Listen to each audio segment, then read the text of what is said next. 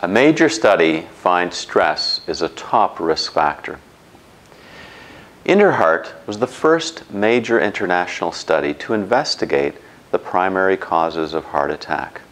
It found that stress was one of the top 3 causes of heart attack worldwide. The purpose of the INTERHEART study was to discover ways to reduce heart attack risks, regardless of your walk of life, ethnicity, or geographical location. Their main finding? Up to 90% of your risk of having a heart attack can be reduced. Researchers started with investigating 11 risk factors. Of the 11 factors, 9 were found to contribute directly to having a heart attack. More exciting was the fact that all of the 9 were modifiable. When you change your level of that risk factor, you have reduced your risk for having a heart attack. The key is finding your biggest risks and reducing those. What are the modifiable factors that predicted whether you might have a heart attack? 5 were the traditional risk factors: smoking, high cholesterol, high blood pressure, diabetes, and physical inactivity. In addition, INTERHEART found another 2 new risk factors not previously appreciated. These 2 new non-traditional risk factors are chronic stress and abdominal obesity.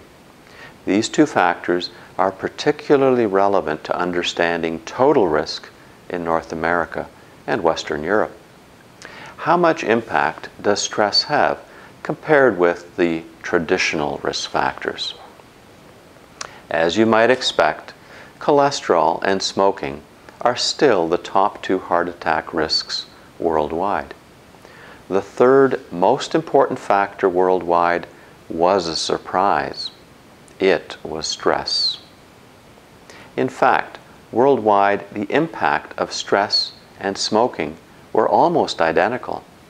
I'm sure we've all heard someone say, "My doctor told me I have to quit smoking or I'll have a heart attack."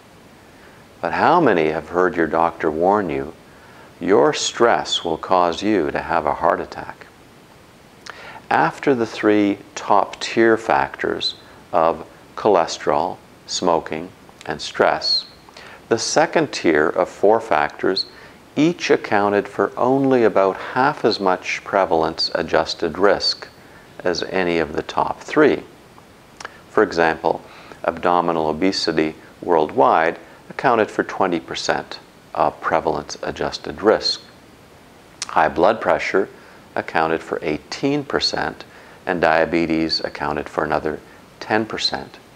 How many of you would have guessed that stress would be responsible for as many heart attacks as high blood pressure and diabetes combined?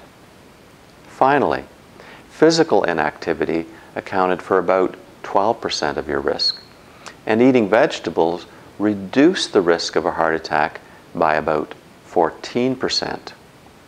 You can think of it this way: you could start exercising regularly and eating vegetables every day and still be more likely to have a heart attack than if you targeted stress reduction as your primary focus.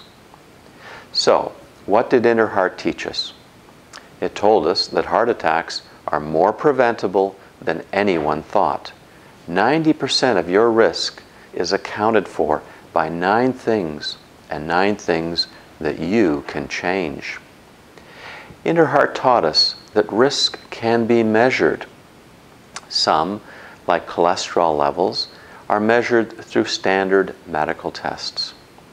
Other risks, like stress, can be assessed with questionnaires that have been validated and normed for use with heart patients. INTERHEART taught us that risks are cumulative. If you want to reduce all your risks, you should measure all your greatest risk factors. Finally, INTERHEART taught us that risks can be reduced. You can do something about all of these risks. To conclude, stress is a top-tier risk for heart attacks, and you should plan accordingly. If you have heart disease, it's almost certain that stress plays some part in your risk profile.